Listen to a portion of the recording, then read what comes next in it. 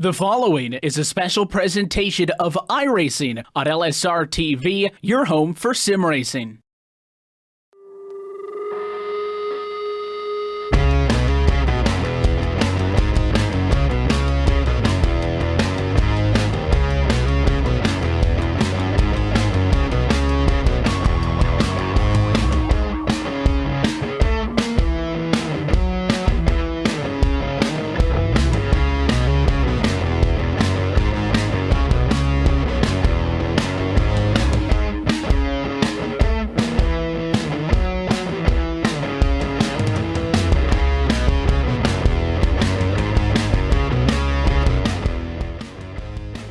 Live tonight from the Homestead Miami Speedway, this is the 9th and final race of the 2018 Real Sim Racing Icebreaker Winter Series, powered by LSRTV. As we get set to go championship racing from the Sunshine State, we say good evening, sim racing fans, and welcome upstairs into the LSRTV booth. Myself, Evan Pasoko, alongside with Brian Backley, we'll be making a call this evening. Downstairs, as always, is our producer Cisco Scaramuza. And Brian, we have been watching these drivers, and when I refer to them, we're talking about the top 3-4 in the championship that we'll take a look at in just a moment. Exchange blows over the last couple of weeks, but it all ends here tonight from Homestead, Florida, as we get set to go racing for the final 98 miles of 2018.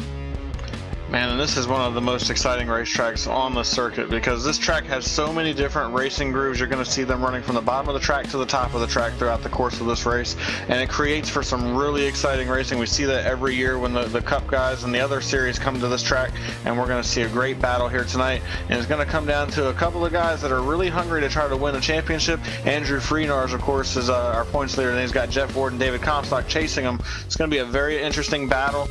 There's not a lot of drivers in the field tonight, but those stage points could be a very pivotal point in who ends up winning the championship. If you're one of those guys and you have a bad stage one, you might not be able to get enough points to hold on and have a shot at winning the championship when it comes down to it.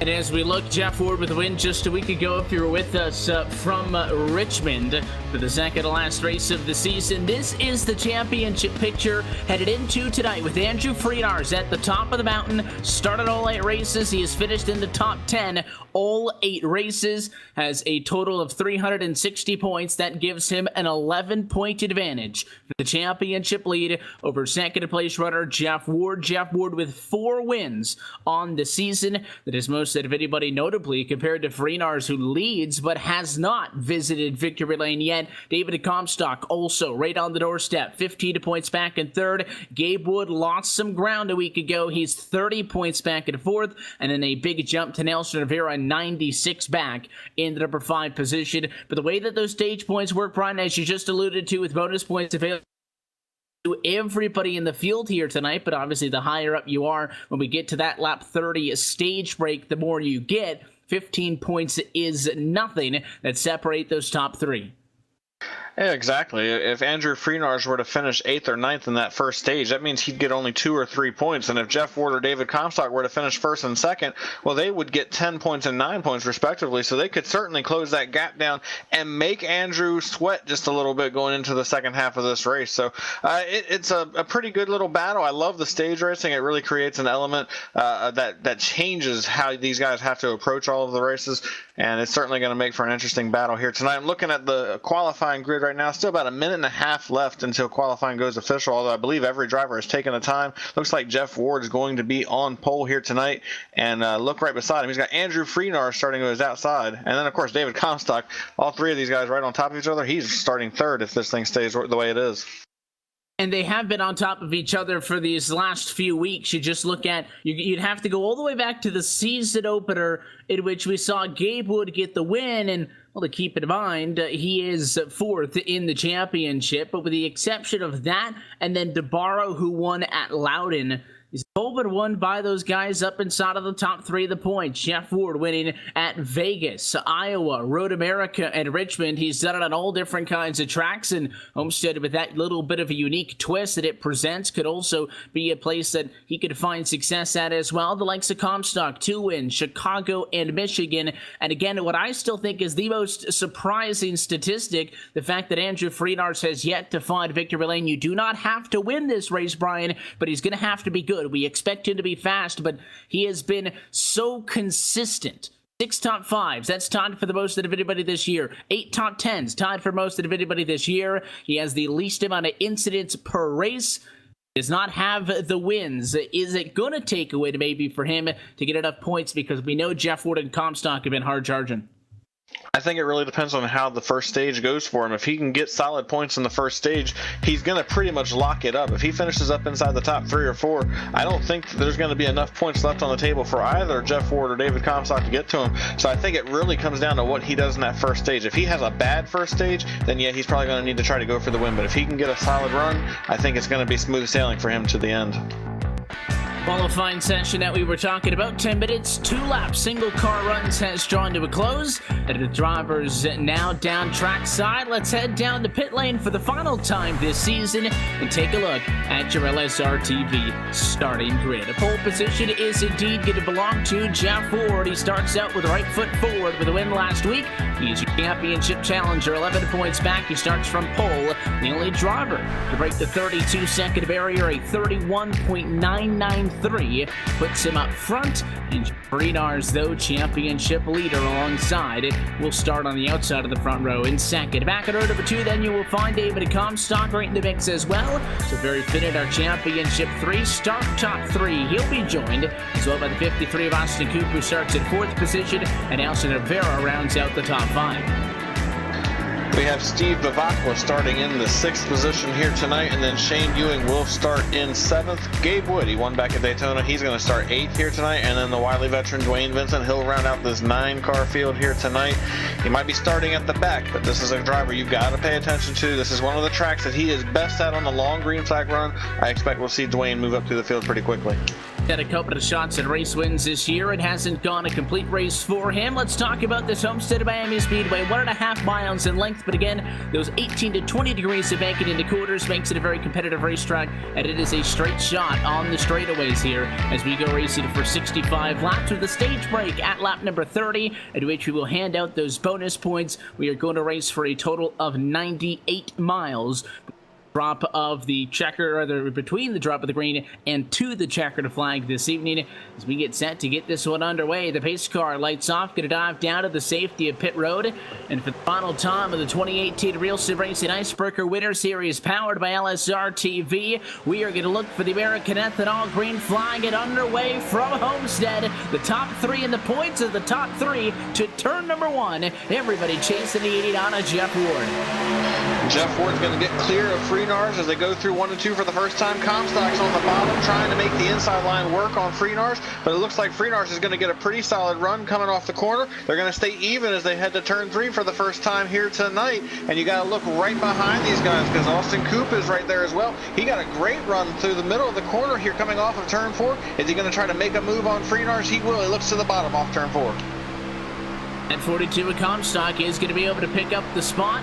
So Andrew Freenar's back to 3rd, and he may be in more trouble. Austin Coop up the inside. The 53 a little bit tight on entry to turn number 1, but he is going to be able to rein it in. He'll get a good run off the corner, and it's going to be Austin Coop moving into 3rd. I mentioned Freenar's outside of the front row because, yes, the progressive banking does help a bit, but you tend to want to be on the inside, especially right out of the gate, and your championship leader's back 2 positions in as many laps.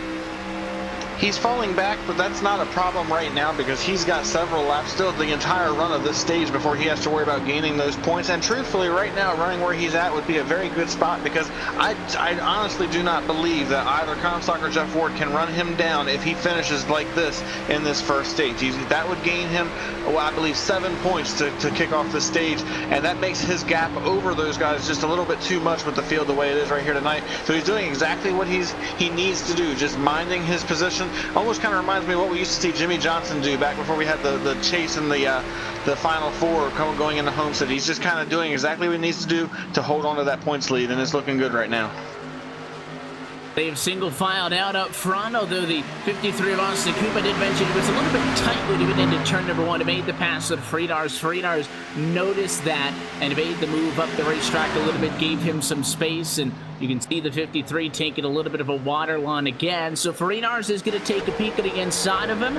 Unable to do so quite yet, but right on the bumper, maybe a fight for third, inbound sooner than later. As Jeff Ward and David Comstock try to separate themselves from that fight that sees the 88 looking to the inside again in 1 and 2. And now Austin Coop's on the outside line, Freenars on the bottom. These guys are going to go side by side as they go down the back straightaway right now. Freenars looks like he's got a really strong car, and he makes that move. He's going to slide the car down into turn 3. Can he make the move and get ahead of Austin Coop? Yes, he will. He's going to move ahead and move back into that 3rd position. So he's right where he needs to be, and now he's going to try to set his sights on David Comstock. But before he does that, he's got to worry about Austin Coop. Coop got a good run off the corner, was not able to capitalize to make a run at him, but they're still really neck and neck at this point, and it's anybody's ball game here. And one thing that I noticed about a lap ago, Evan Pasoko, is that David Comstock was already searching. He went all the way up to the 3rd groove down in 1 and 2. This last time by, he didn't do it, but he certainly feels like there might be something going on up there. And if you remember back to the Full Throttle Cup Series just a few months ago, this is where he ended up winning the championship in that series, so he knows how to get around this track.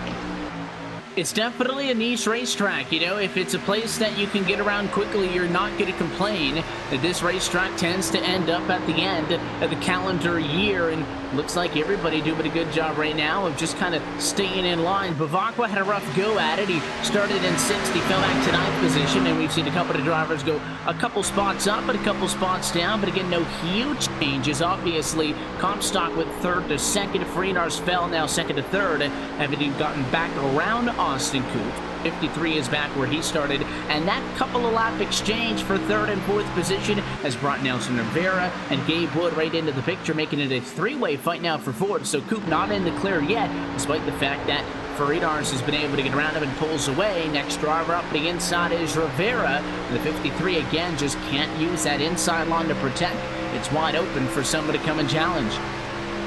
The older surface that these guys are racing on really creates a little bit of a handful for the drivers, and it's also one of the reasons why so many drivers enjoy coming to this racetrack, because this isn't a track where you just go around and you full throttle all the way around the racetrack. You really have to have some throttle control and be very smart when you're trying to get on the gas in the middle of the corner, because the car will step out in a hurry if you get in the gas too hard. And that's what we're seeing these guys do, is you see almost a 3-wide battle going on here. Gabe Wood tried to go to the outside of Austin Coop, but he just wasn't able to do it. Now he's going to go back to the outside of Nelson Rivera to try to take that position away, and he got a great run off the corner right there to make that move. But you have to be so careful getting on the gas at this track, and it's one of the things, like I said, it makes this track so much fun, because you can't actually just go out there and go full throttle. You have to really work for it, and that's one thing you hear these guys really talk about when they come here. The 00 Gabe Wood a little bit too tight that time off of the corner, and got into the fence a tad bit. Doesn't hurt him all that much. He, again, is still able to get in front of Rivera up to 5th position. And in his own respect, Nelson Rivera defending Dwayne Vincent. Thought about the crossover. He'll go for it. Shane Ewing in that 32 entry was creeping up the inside of the racetrack. Vincent started to go down to the inside. The 32 just barely had a nose in there. Jacked it up, Dwayne went for the move, but it's not going to stick, and the outside place to be out of 4 as Rivera is able to hang on to P6. So the entire field really in this battle, 4th on back. The top 3, though, stretching things out. Jeff Ward 6/10 in front of Comstock. He himself is stacking in front of Farinas with 10 laps complete. Battle is on for that 4th position. Austin Coop has it. Gabe Wood wants it. He got a great run through 1 and 2. Now he's going to throw the car down into turn 3. He tried to make the slide job move work, but he was not able to do it. And Coop is going to fight back on the outside line here, gets a pretty solid run, and carries that momentum back to the stripe. Gabe Wood will actually be credited with that 4th position, as he was ahead at the stripe, but they're still side by side for this position. And now Gabe is finally able to move ahead of Austin, and that's going to move him up into that 4th position. Now can Coop make the run here to get back at him? Gets a solid run up off the corner, but I don't know if he's going to be able to get there to make the crossover move. And as they head to turn 3, he does. I thought he was going to look to the inside, but he backed off and is going to stay in line behind him. And now he's got Nelson Rivera breathing down his neck, as this is another 3-way battle for that 4th, 5th, and 6th position. When you have to think that Coop's feeling the pressure, he just lost the position again to Gabe Wood, and just based on the speed we've seen out of the 53, was very good opening couple of laps out of the gate, but then got repassed by Farinas, passed by Gabe Wood, and with Nelson Rivera breathing down your neck. Not that it's time to hit the panic button only 13 laps into the race, Brian, but if everybody seemingly is able to just get right up to your inside and do what they want, then you got to think the 53 might start overthinking this and at least getting a little bit nervous or anxious, because you can't lose 7-8 spots in this first stage, go all the way to the back, because it just tends to be a lot harder to get those positions back. So Austin Coop doing everything he can topside to defend, but it does not look like this pressure is going to let up anytime soon, as Rivera going to make an attempt to get all the way by this time, and he does. Rivera plus position as he slides into 5th. And I think what's going on with Coop here is he really shot out of a cannon at the start of this race, and that's all fine and well. But the problem is, again, with the way this racing surface is, it eats the tires alive. If you run hard at the beginning of the run, you're going to pay for it towards the end of the run. And we're about 15 laps into this run right now, and you're seeing that 53 really struggle, as Dwayne Vincent's also going to make his way around him, and it looks like Shane Ewing as well is going to get ahead of him. So that's going to move Coop all the way back to 8th. And at this point, you have to believe that he's going to be looking for a caution and looking for that stage break so he can come in and get some fresh tires. And this is where he needs to be thinking about trying to change his strategy for the second half of this race. Maybe not take off as quickly as he did to try to go to the front. Let the tires come to you, let the race come to you, and you can make those positions back. You may not get all the way back to the front, but you can certainly get some track position back, and if you can catch a caution, then you'd have a chance to get back into this thing. Again, you can see really that time at turn number 4, way up against the fence, big wobble coming off of the corner. No sparks were flying though, so he was able to keep it out of the wall. Same can't be said for everybody else, but that may be rock bottom for Austin Coop. Started 4th, gained a position, and since then has lost 5 in a row and runs in 8th position. Separations that we were talking about, of course, the 1 second gap that was separating David Comstock from Andrew Frenars has greatly shrunk down. Again, Comstock even a longer of a shot coming into tonight's race than the hopes that Jeff Ward has. Comstock having to make up 15 points. Jeff Ward has to make up 11. And David Comstock, obviously, in his own quest for the championship, Brian, needs to keep Andrew Frenars behind him. But for Jeff Ward, he kind of likes having a 42 in between them as well, because that's a position and a bonus point at the stage break that Jeff Ward really doesn't want to give up, and those two are only separated now by half a second. The 42 really tight that top of the 4. Frenars is catching up to him quickly.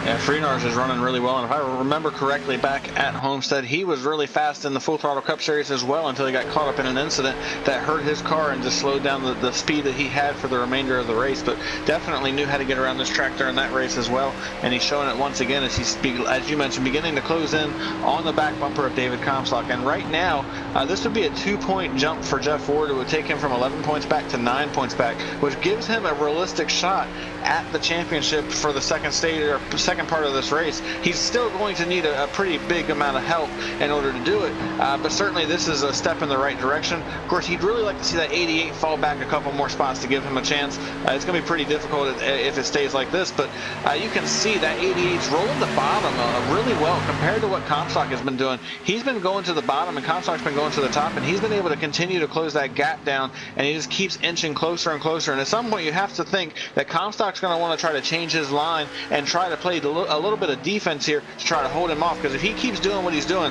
the 88's going to get around him pretty quickly.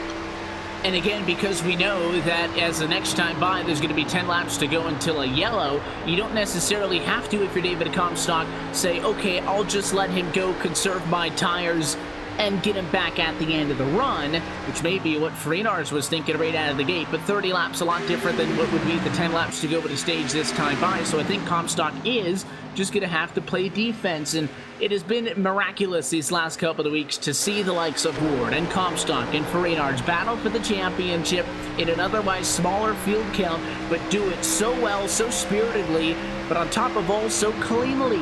Is tonight maybe the night where we see some of that desperation start to sink in, and the 42 gets a little bit more aggressive on this defensive move for second and third than maybe we've seen up to this point?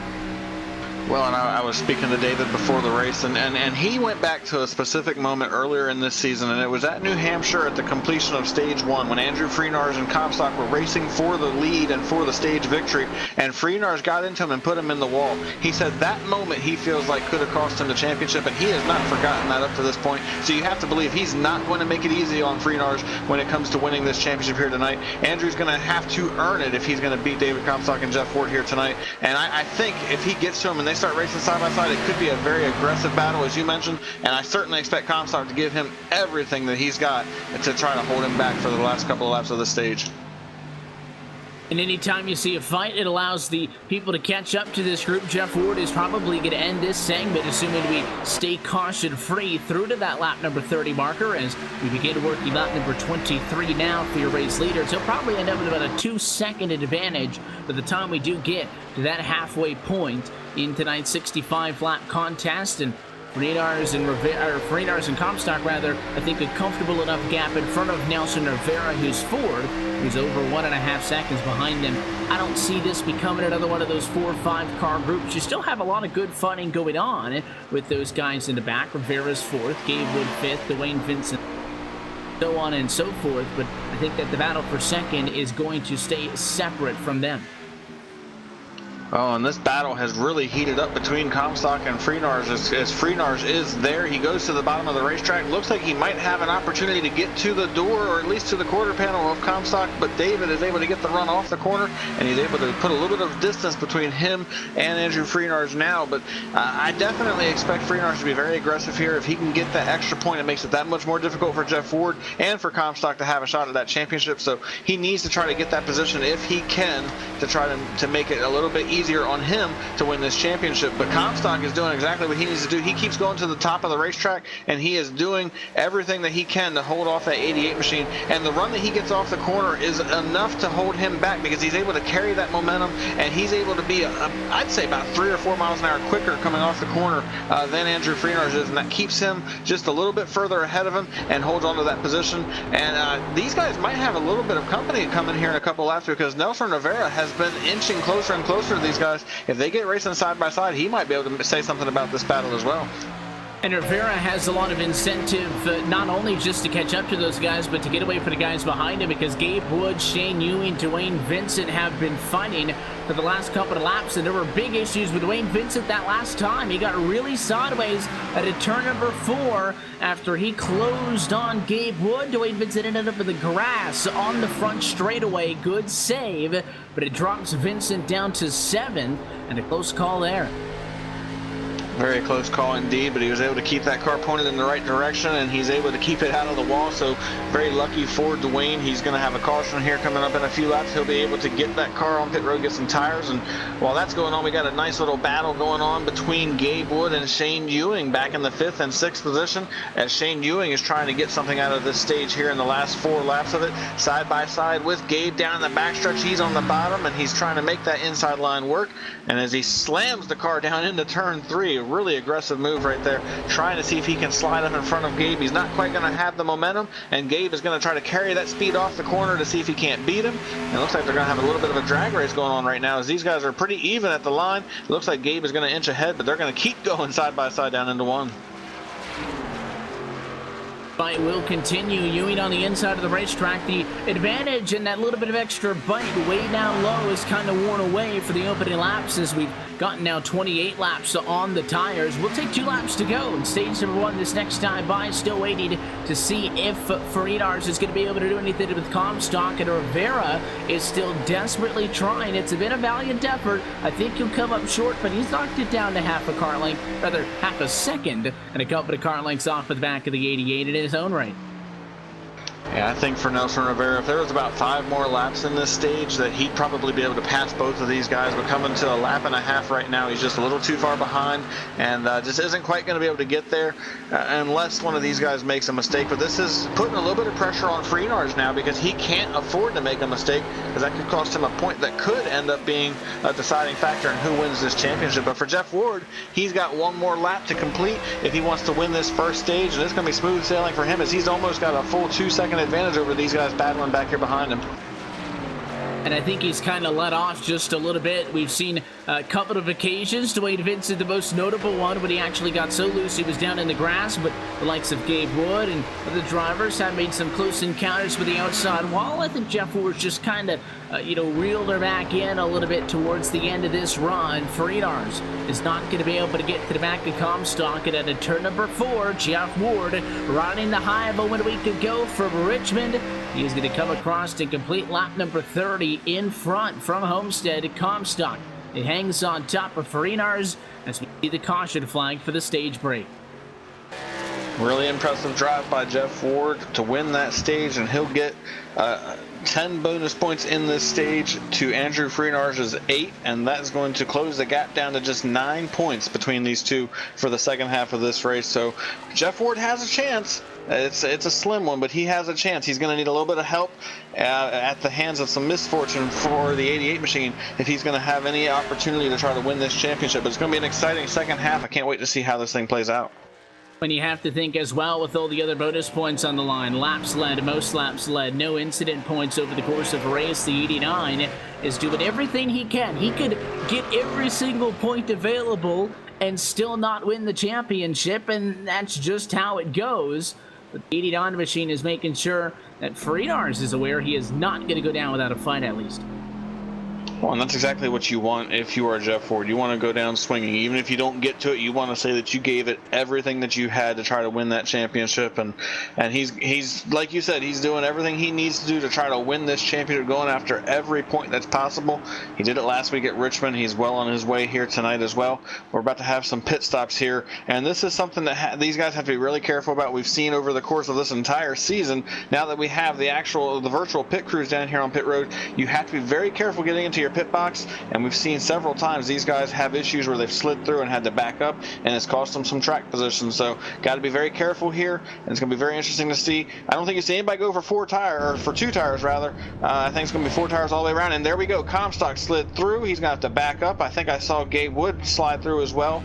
That's going to create some issues for both of those drivers, and it's certainly going to cost them a little bit of track position. Now the question becomes who will win the race off of pit road. Looks like it's going to easily be Jeff Ward, and then Andrew Freenars. Can Comstock win the battle for third? No, I believe Shane Ewing is going to get him, and then Comstock will fall to fourth. I'll tell you what, Comstock gave that everything he had, burning it out of the pit stall, but I do believe, as you said, it is going to be Ewing would be third off of pit road, although it looks like maybe Comstock did get it, as the 42 has pulled in front on the back straightaway. You will know for certain by the time they come by to the start-finish line the next time around. And that mistake by Comstock, again, Brian, not only does it hurt his championship hopes, it gives basically a free point to Farinars, and that hurts Jeff Ward as well. Now, pit road here at Homestead is notoriously difficult under green flag conditions. That proves right there that yellow flag doesn't make things much easier, and you've seen, as you mentioned, plenty of mistakes that if you add up a point here, a point there, could be looking at a different championship picture after a season. It's certainly going to make things a little interesting here, and you've got Jeff Ward and Andrew Freenars lining up on the front row. Lights are off on the pace car, so a very quick caution, and we're about to get back underway. But for Jeff Ward, he's about 30 laps away from winning this race if he can hang on and at least attempting to try to win the championship here tonight, as he's got a great car going on once again. He's got 4 wins in this season. It's amazing that he's got 4 wins, but he's going to come up just a little bit short, and you almost have to look back to Daytona, because he did not have a good race at Daytona. As a matter of fact, I don't think he got any stage points, and he was knocked out fairly early in the race. It could be a game of what could have been for that 89 machine if you look back to that. The lights out on top of the pace car, jump it up, and we are going to go back green. Once we get everybody spread out and figure out where they're going to be in line, we will take a minute to recap everything and take a look top to bottom at your LSRTV midway race break. But in the meantime, we look forward to the restart. Jeff Ward and Andrew Freenars on the front row. Comstock will end up fourth outside of row 2.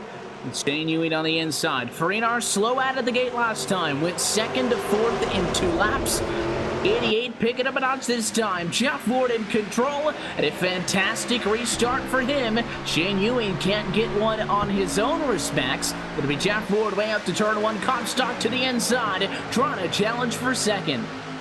And to the bottom of the racetrack goes Comstock, but not quite able to make the inside work like he was on the initial start, as Freenars is going to do a great job at holding him off and will continue to hold on to that second position now as they go down to turn 3. But right behind these guys, a great battle. Shane Ewing, Gabe Wood going at it once again, and Shane's on the bottom. He gets a pretty solid run through the middle of the corner, and he's able to slide up in front of Gabe to take that position.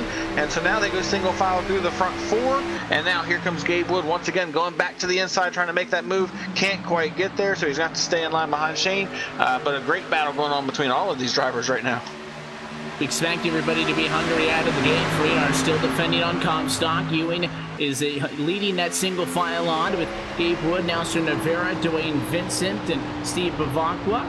And Austin Coop at the back of it all has a little bit of right side damage. That tells me he's been in the fence maybe once or twice more since we were following him early. He has ended up, though, at the very bottom of the pile after dropping 5 spots from where he started. But that 88 machine, and again, Comstock had the odds stacked against him. He had to not only wait till they got past the start finish line to make a move, but then make a late dive down into turn number 1. But it was well defended by the 88 of Freenar's, which could be big in the grand scheme of things.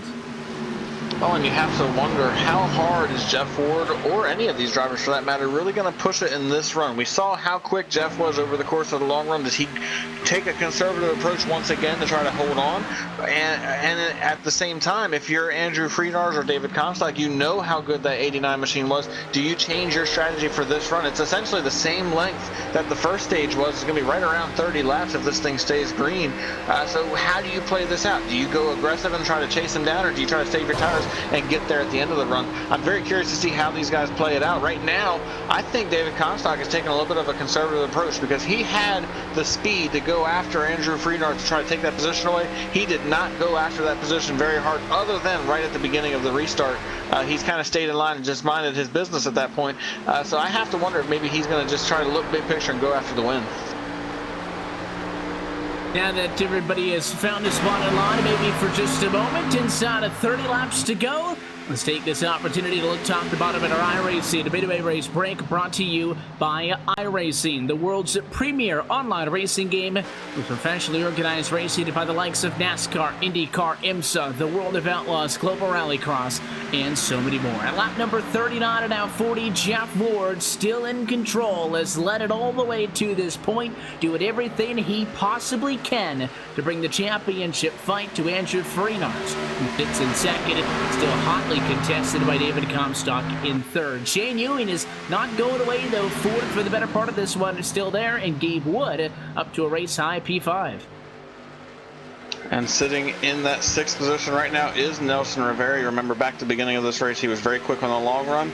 Dropped back right now, but he's still got a lot of time to make that up. 7th goes to Dwayne Vincent. He's trying to rebound from his slight mishap on the front stretch back at the end of the first stage. He sits 7th, and we have Steve Bavacqua in 8th, and Austin Coop is in 9th right now. So that has been your iRacing Midway Race Break. For more information on the wide variety of sim racing possibilities online, visit iracing.com to sign up today.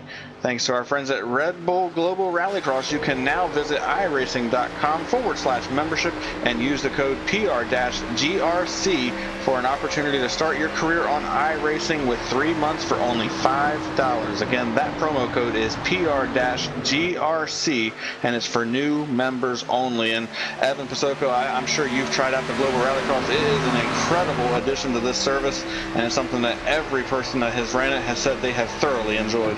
If you're trying to get, to get on the hosted sessions, throw up Global Rallycross, and that's pretty much a surefire way to do it. Tons of fun, and thanks to our friends at iRacing and, of course, GRC for letting us know that if you guys want to get signed up, that's the way to get in with that promo code. And again, more information, iracing.com/membership. I'm sure the folks on track now, our Icebreaker Winter Series Championship competitors, have dabbled in the Rallycross, but no need for that this evening. Straight up asphalt racing, and so far it's about as the purest of racing as you could want. No yellows have interrupted things so far this evening. Only our scheduled caution flag for the stage break brought us down from our average race speed of about 180 miles an hour when you get off into the corner. That time Jeff Ward clocked at 183 as he headed off to turn number 1. And Freenars, again, I don't think has a race-winning race car, but you don't have to win the race to win the championship. And, for Jeff Ward, I think it would be pretty bittersweet to start all 9 races just like Freenars did, to win 5 compared to the 0 that as they run right now, Freenars would end the season with, and to come short of the championship. That really puts some extra credence on the saying I like to bring up when we talk about championship fights like this, that, Brian, it's the races that you don't win that win you a championship. The season that Andrew Freenars has had in this Icebreaker series reminds me a lot of what we saw Matt Kenseth do in 2003 when he won the championship. He didn't win a lot of races. I think he only had one win on the season, but he was consistent throughout the entire season. He stayed right where he needed to do. He got top 5s, top 10s every week. He led laps and got bonus points for leading laps, and he just stayed a nuisance essentially to the guys that were chasing him in that championship battle. And that's what we've seen Andrew Freenars do all season long. He's gotten the stage points that he's needed to get. He stayed in the hunt. He hasn't made any big mistakes, and he hasn't been caught up in any wrecks, and he's basically just been that nuisance that has just hung around and kept these guys at bay. Jeff Ward has had an incredible season, you cannot doubt that, but Andrew Freenars has had the more consistent season, and that's what's going to pay off at the end of this thing. Comstock still trying to do something with Freenars. It could be big in the grand scheme of things, but again, the 88 has no reason to overdrive it. Just keep a pace at which that you are sitting at a safe distance, and you start to ride this one out inside of 20 laps to go now. From the Homestead of Miami Speedway, all 9 drivers who took the green flag in this one still on track. And exception to Dwayne Vincent, nobody has really gotten into too many problems. He's been able to recover fairly well, all things considered. He's still plus 2 positions from where he started, and he's not all that far back. Of again, Rivera, who has dropped 2 spots since we went back green to P6, Gabe Wood 5th, and Shane Ewing, who's now race high P4. And Shane Ewing has been really strong here tonight. I've been watching him throughout the course of this race. He started back in the 7th position, and he's just been quiet, but he has really marched his way through the field, and he's running some pretty consistent lap times and is running some times that are pretty close to what we're seeing right in front of him, within a couple hundreds of David Comstock, of Andrew Freenars, and Jeff Ward. And if he can hang around for a little while and keep the tires on that car, he could be able to get up there and challenge these guys before it's all said and done. As we get close to that 15 lap to go mark, we're going to be at 17 laps to go this time by, so definitely starting to get down to it, but he's holding his own right now. And actually, I was just watching, it looks like Andrew Freenars was well, he was about a couple thousand slower than Jeff Ward that last time by, but he's right there, and if he was able to manage those tires, he could potentially go and chase down the 89 machine and make a race out of this thing.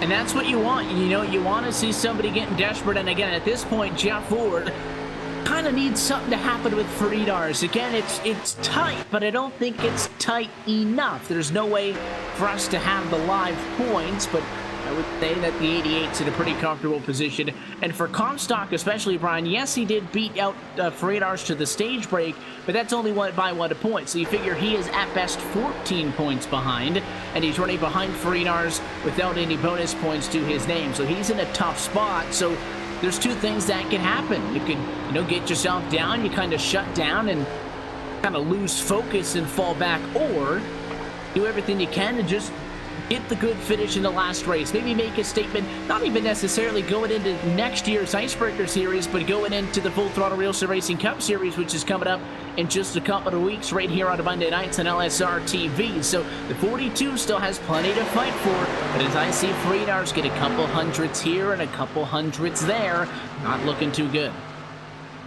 No, and Comstock is one of those guys, he thinks big picture, and at this point, I don't think he's conceded the championship battle because you just don't know what's going to happen, but he, as you mentioned, he's looking to build momentum to go into the Full Throttle Cup Series, and he is the defending series champion, so you have to believe that he wants to try to carry as much momentum as possible to try to get in there and have another solid season to try to back that championship up, and he's definitely got the speed in his car every week, but as you mentioned, just not having it here tonight to go after Freenars, but Freenars is still running some pretty consistent lap times with Jeff Ward right now, right there, almost even with him the last couple of laps, but Jeff is beginning to inch away just a little bit up to a 1.1 second advantage, and at this point, unless Freenars really starts cutting into that gap, it's not going to be easy for him to get there to challenge him coming to just, I think, 13 laps to go left in this race, so he's starting to run out of time.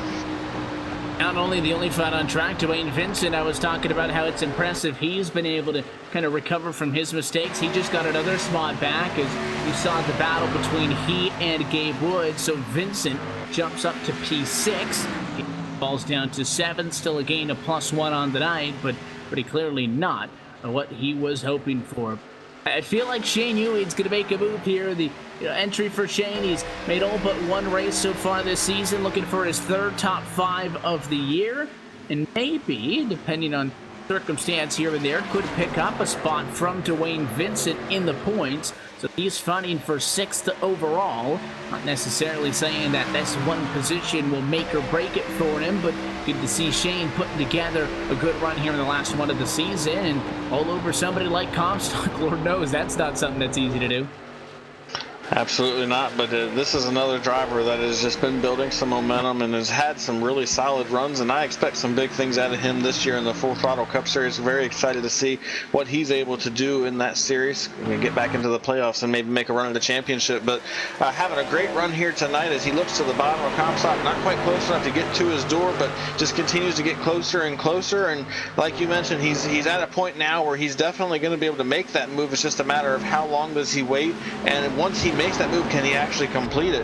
Definitely looking like he's got the car to do it, just has to be able to get close enough and make that move. But just a great run out of that 32 machine, and like you said, he's battling for something here. He could potentially pick up a spot in the points, and while that's essentially meaningless, it still just makes you feel better as a driver to give you that little bit of momentum and just make you feel good about how your season went. So definitely looking to see what he can do here. Not really a whole lot going on around the track though. This is the closest battle, truthfully, that we've got going on between these two drivers. Everybody else is pretty much spread out, and Jeff Ward is just on cruise control right now as he continues to open that gap up.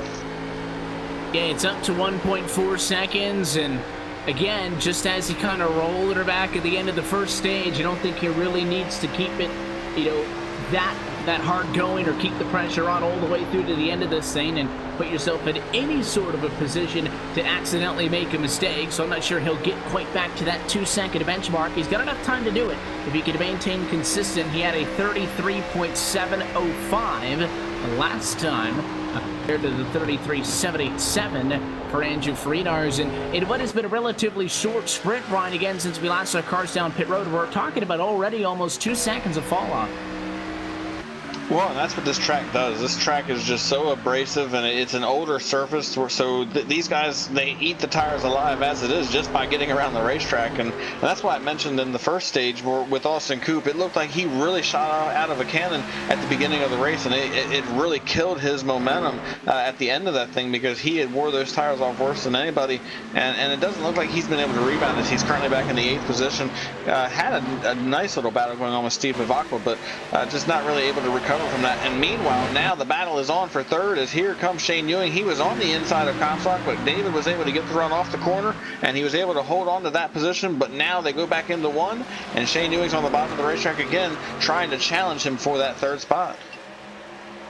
Doing everything he can. The 32 machine, he's been sitting back a little bit. Has he saved enough to be able to get up and to put one last challenge onto the doorstep of David Comstock? He looks to the inside, and we are going to go side by side for 3rd in turns number 3 and 4, and at 20 degrees to the outside has really become a great defensive line ever since we got past the opening 10 laps and we got some heat, some rubber into the racetrack. It has been a lot more difficult to complete a pass, and Comstock, Brian, doesn't seem too concerned with that 32 on the inside. He's not throwing blocks. He's not trying to take his line away. He's just sticking up top and challenging Ewing to make the bottom work.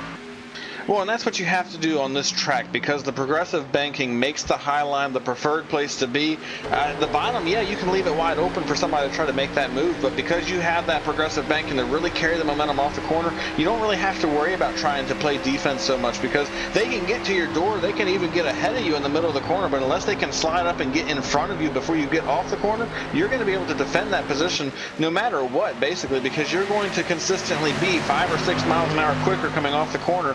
And you have a straight shot off the corner where the guys on the bottom, they really have to crank some wheel into it to keep that car off of you. So it's pretty much a safe bet to see Comstock staying up there. And now you almost have to worry if you're Shane Ewing, because here comes Nelson Rivera and Dwayne Vincent into this mix, and they'd like to say something about this battle as well, as Nelson has closed right in on the back bumper of these guys, and it's going to be interesting to see where he goes once he's close enough to make a move. Almost kind of caught the 32 sleepy with Ewing's focus attended to the 42 of Comstock. The 12 of Rivera is coming to nowhere. He's had an eventful night, but sits exactly where he started in 5th. He'll try to go outside of Rivera. He took a peek down low. 32, little bit of a block. and now we'll see if the 12 is able to get up on his outside and do something with it. Maybe 3 wide as Comstock feeling the heat. He gets loose out of the corner. Rivera does go up. He gains P4, and he looks to the inside for third. There's contact behind, and Dwayne Vincent hard into the outside wall. He got hit by Shane Ewing. And that was huge for Dwayne Vincent. He's able to keep the car pointed in the right direction, so we should not see a caution out of this. He's going to get off the racing surface and out of the way, but a horrible finish to the season for Dwayne Vincent. And meanwhile, while that was going on, Nelson Rivera went to the bottom of the racetrack and made easy work of David Comstock. He just passed him almost like he was on fresh tires compared to Comstock on old tires to take that third position away. And now, with 2 laps to go, he's moved into that third position, and Comstock is now going to have to see if he can hang on to that 4th position to hold that 32 at bay for another lap and a half.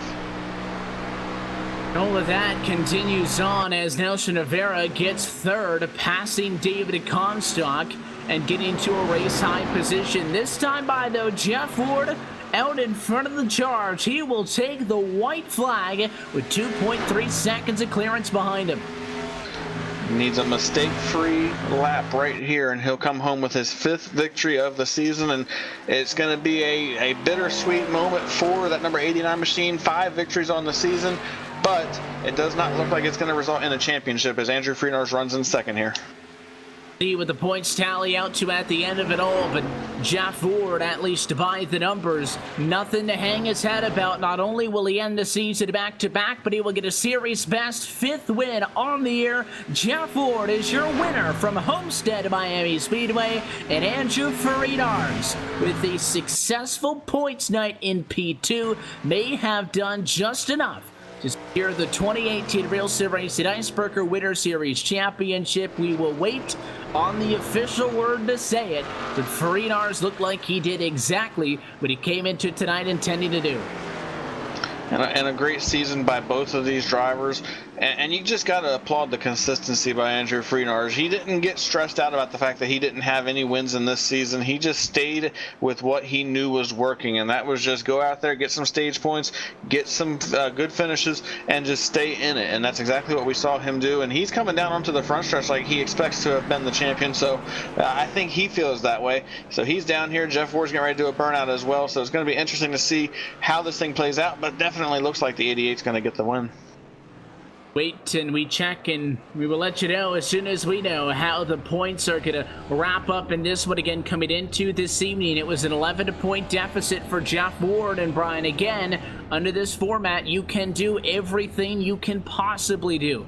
And even if you include last week in that conversation as well, Jeff Ward did not slip up for even a lap. He milked every single point out of this race that he could humanly possible. And again, just based on the 8 races leading into this one, it still might not be enough. And to be fair, he has not brought the car down on pit road yet. He's waiting for the official word as well.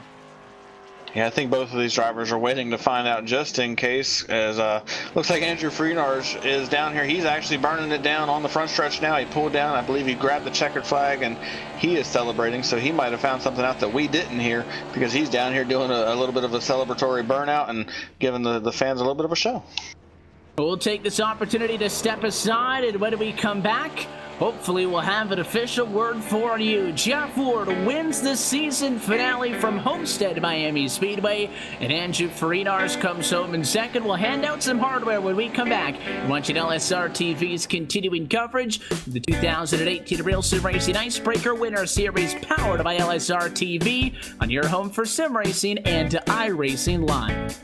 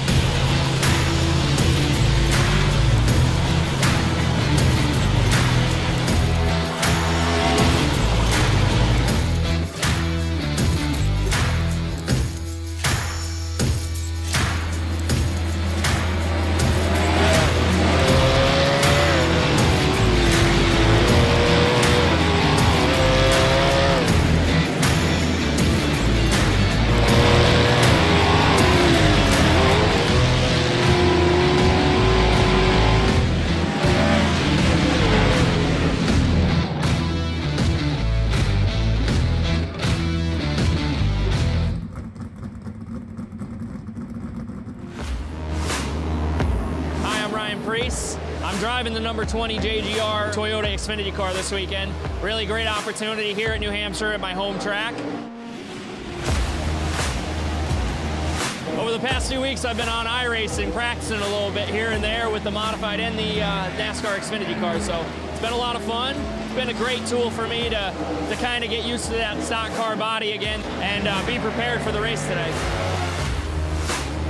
Well, yeah, it's a mile long, so the draft kind of plays into effect here with the modifieds, punches a big hole in the air, and we run restrictor plates.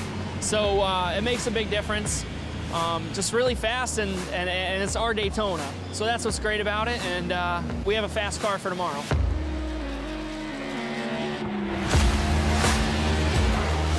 I think the biggest thing is they're heavier cars. The tire's a lot different, and the way you go about setting them up is a lot different.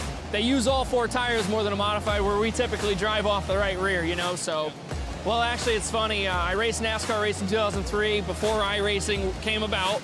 And then when iRacing came about, my friend Kevin Iannarelli, who works at iRacing, kind of told me, hey man, you need to switch over to this. And when I did, I was like, oh my God, this is like real life.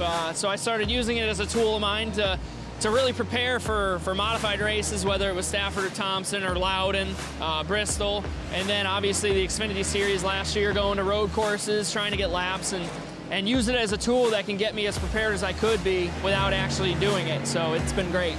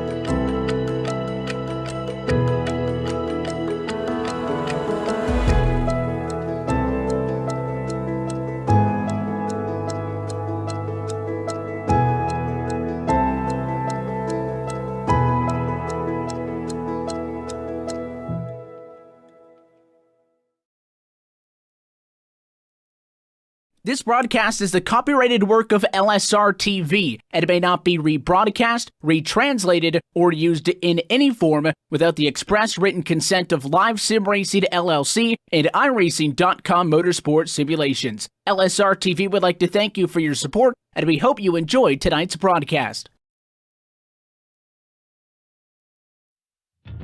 And welcome back live to the Homestead Miami Speedway with this 2018 Real Sim Racing Icebreaker Winter Series, powered by LSRTV, has now officially drawn to a close. As we welcome you back into the booth for the post-race show alongside myself, Evan Pasoko, and Brian Backlund, we have the official points results. And into tonight, as we've said probably a couple hundred times this evening, it was an 11-point difference and a max points night for Jeff Ward. Nets him 9 in favor of the championship lead, which puts him 2 points short, and Andrew Farinas is Real Sim Racing Icebreaker Winter Series champion. We will go to the championship stage in just a moment. And before that, as always, though, we go trackside with the race winner, Jeff Ward. And Jeff, congratulations on yet another one, back-to-back to close out the season. Max points, you did everything you could. 5th overall win of the year. And with all of those statistics considered, the final number is 2, because 2 points short of the title as you guys end up in 2nd overall. Yeah, Evan, just a little short here tonight. That just goes to show how consistent Andrew is. He had a great season. Congrats to him on the championship. It's been a blast racing against him. We raced clean together all year, or all season, I should say. I knew that we had to come in here tonight and pretty much lead every lap and try to win the race and win the stage, and we was able to do it. But Andrew was there too. He got 2nd place and ran good in the stage, so he did what he had to do, and it was close. I think he got it by 2 points, so we'll have to come back next time and give it another shot. But got several wins, man. I'm happy about that. Was pretty strong all year, so that's kind of a momentum booster going into whatever series we run next. And that's something we were talking about as well. Obviously, you knew that into tonight you could do literally everything right, get all the points possible, and still not win it. And it's a tough pill to swallow in that regard. Your 5 wins to his none. And again, these last 2 weeks, it's hard to ask any much more out of yourself. Did you feel any nerves coming into tonight, or, being maybe on the outside looking in, did that take some of the pressure off as being the underdog? And obviously, the race car was fast. How do you feel you performed? Yeah, it's I hate to wish bad luck for Andrew, but that's kind of what we needed. We needed him to have a mistake back there, and like I said, he didn't. He had a solid night, and it's hard when you only got 9 cars like we did tonight. With the field being a little bigger, there's more chances for mistakes or guys not to get as many stage points or whatnot. But coming into it, I thought he had a pretty good chance to have it wrapped up. But it still feels good to get a win here at Homestead, especially. I don't usually run real great here, but tonight this thing was hooked up, and hopefully that's a good news going into some of these other formats and other series where there may be a chase at Homestead. So that's a good thing going forward. Obviously, you look back on the season and, you guys, impressive numbers. 7 top 5s, that ties for the series best. 7 top 10s, though. And, I know it's very quick to kind of look back and see where things went wrong, per se. When you guys were on it, you guys were on it. But in those races in which you weren't at Victory Lane, which was less than half of them, it seemed like that's where Andrew was able to make up that little bit of a difference. Looking back on that scene and considering all the success, where do you feel like maybe the biggest difference came? Well, the point in the season that kind of haunts me the most looking back on it is New Hampshire, when I think it was me and Brendan Kohler got together and got turned into the outside wall there. It was kind of a racing deal looking back on it, but man, that killed us on points. That was kind of the point there where I said we might not have a chance to win this thing, and then we had the 2 wins here back to back that kind of got us close to it. So looking back at New Hampshire, that was kind of a dagger. We didn't want to see that, especially on a short track where we could have easily got it top 5, top 3. So that one kind of stung. We appreciate you guys being here week in and week out and supporting the series. And again, car count's a little low for this time around, but I think that, watching the best drivers who stuck it out, you and Andrew and David and everybody else who fought, it was a treat for us to watch you guys fight and, give us competitive action, keep it clean, keep it fun. So we appreciate you for all of that, Jeff. We also appreciate your time. You won a lot of races, so we borrowed a lot of it down here at Victory Lane. But congratulations on a solid season. We'll let you take off. Before we do, for the last time, anybody want to say hi to? Yeah, thanks to you guys for broadcasting this all season. You always do a great job. Thanks to Championship Esports, Real Sim Racing, my teammates at Loud Pedal Motorsports. Them guys couldn't be here tonight. And just thanks to friends and family, and thanks to everybody in this series, because it's been a really, really clean racing, I think. And even though the car count wasn't there towards the end, it was still a blast racing with these guys. Your 5-time race winner on 2018 and a race winner tonight from the Homestead Miami Speedway, Jeff Ward. Jeff, again, we appreciate your time. Congratulations, and hopefully we'll catch you soon. All right, thanks, guys. Race winner tonight, Jeff Ward. And at the end of it all, the driver who ends up with the big trophy at the end of the season is Andrew Friedars. He hangs on by 2 points, and it's time to give out some hardware. So Cisco's got the mic on the championship stage. Yeah, I've caught up now down here in the championship stage with Mr. Andrew Friedars. And Andrew, you did it. Championship to you, sir. Backing it up for Aegis Motorsports, and you are the 2017-2018 RSR Icebreaker Winter Series powered by LSRTV Series champion. And it was a story of consistency, Andrew. Talk us through not only this race but your season. Congratulations. Yeah, thank you so much. It means so much. First championship ever in iRacing. It's an honor.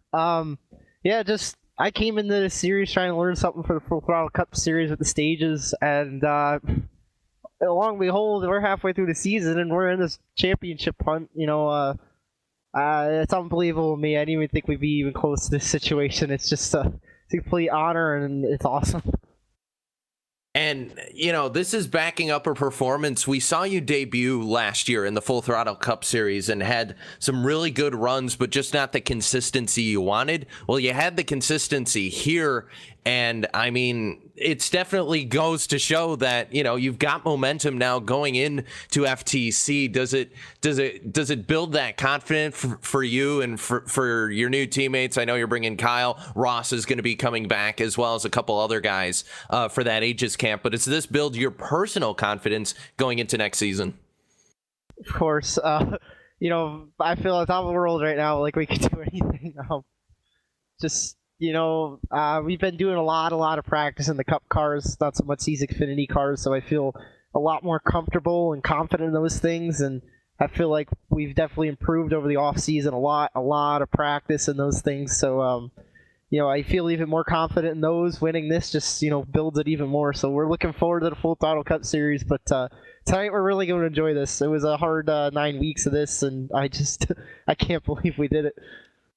Well, I'll pass the mic back to Evan, because there is one specific question that he does have to ask you, as is tradition here on LSR. But Andrew, congratulations from all of us here at RSR. Thank you so much.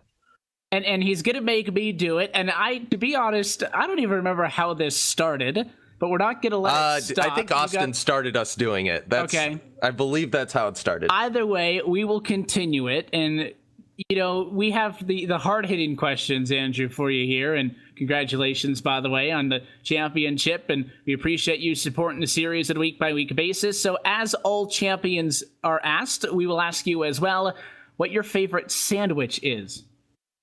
I'm going to be a little different. I'm going to say meatball sandwich. Did not say a hot dog, so that is a correct answer, and we will take it. We're going to have to get Cisco, I think, a list somewhere on the website of all the different answers, kind of like a Hall of Fame kind of deal. We could do that. I could make that a thing. We'll get that up before the Full Throttle Cup Series gets going, Andrew. We'll let you take off and get to celebrating. Again, congratulations on behalf of everybody at RSR and LSRTV, and we look forward to what you guys can keep doing here on Monday nights in a week or two. Best of luck going into Full Throttle. Thank you so much. It means a lot. And, happy to support this series. Thanks to everyone in Aegis, and I'll see you guys next week.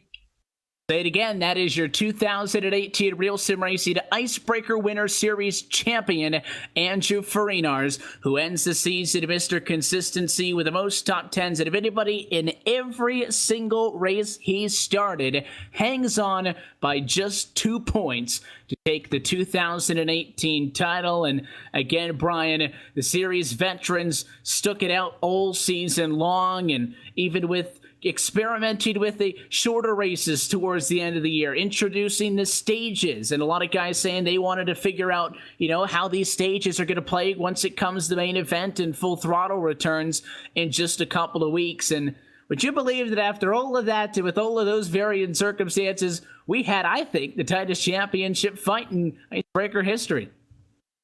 Yeah, it came down to 2 points to decide the championship here tonight, and you got to feel for Jeff Ward because he had such an incredible season. But like you said, Andrew Farinars was just right there every single week, the most consistent guy, and just did what he had to do. And the stage racing created such a cool element. I was one of those guys that I was interested to see how it was going to play out and to see how it was going to affect the championship. And I think one thing we learned through this Icebreaker series is that those stage points are extremely important. And when you get into the Full Throttle Cup Series from the very beginning at Daytona, you better be thinking about those stage points and thinking about how you can get as many as possible in order to put yourself in a position to make the playoffs and then to have a chance to try to win the championship. So it's definitely going to be exciting. I cannot wait for the Full Throttle Cup Series to kick off here in just a couple of weeks, and I know, Evan Pasoko, you're excited as well, and there's still a few spots open for anybody that's interested in getting in there. You can go check out at LSRTV's website, or you can just go to realsimracing.com to get some information as well. But there's still a few spots open. Definitely need to get in there because that's going to be a heck of a series. There's going to be a lot of competitive racing going on and some really fast drivers that are going to make for a very exciting season. And it is going to be a fun one. You think that the stage points were critical over 9 weeks. You wait till you talk about 30-plus weeks of it. The schedule for the Full Throttle Real Sim Racing Cup Series is already out, and well, things are going to get kicked off in just a week from now. But the season starts on the 19th of February. You've got a couple of weeks into the season, though, to get signed up, but just get it taken care of now and get set for the qualifiers and the duels next Monday night. Again, all that information, if you go to livesimracing.com, and you can click on the Real Sim Racing tab at the top of your screen, or you can just go right to the RSR page by going to realsimracing.com or livesimracing.com/Real Sim Racing. The schedule, last season's standings, the rules, and of course how to register. All that information is on the website. So as we kind of put a bookend on this and say goodbye, it kind of seems a little bit strange because we'll be back next Monday like we have been all winter long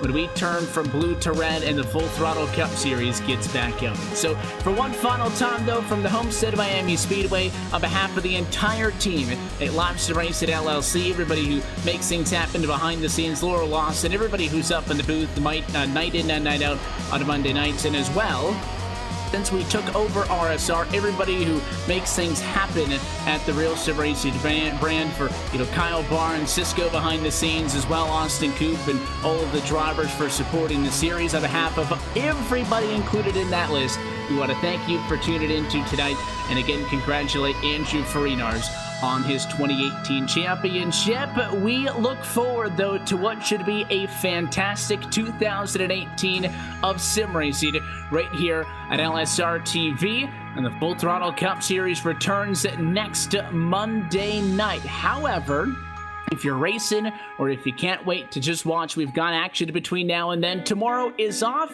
but then we've got a jam-packed second half of the week. This Wednesday, February the 7th, the Myrtle Beach Simulation Series is back again. A championship fight in that series, as well as in the Upstate Racing League, who's back on action this Thursday at 9:30. Then this Friday, the Southwest Construction Super Speedway Cup Series is in action at 9 o'clock. And on Saturday, it's a doubleheader with the Outlaw Modifieds and the USR Trucks. Full schedule online at livesimracing.com, but you can keep it with us by following us on Twitter at LSRTV and on Facebook at facebook.com/LSRTV official. That does it for us. Good night from the Homestead Miami Speedway. On behalf of Evan Proselko, myself, and then Brian Macklin and Cisco Scaramuza, and we will catch you Speed Weeks next Monday. The Full Throttle Cup Series is coming back. We'll see you next time on your home for sim racing, LSRTV.